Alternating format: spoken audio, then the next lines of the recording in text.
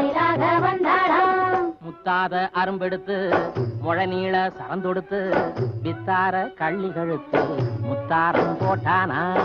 முத்தாத அரும்பெடுத்து முழநீள சரந்தொடுத்து வித்தார கள்ளி கழுத்து முத்தாரம் போட்டானா. எத்தாக பேசி இளமனசே தொட்டானா. எத்தாக பேசி இளமனசே தொட்டானா. முத்தாத அரும்பெடுத்து முழநீள சரந்தொடுத்து வித்தார கள்ளி கழுத்து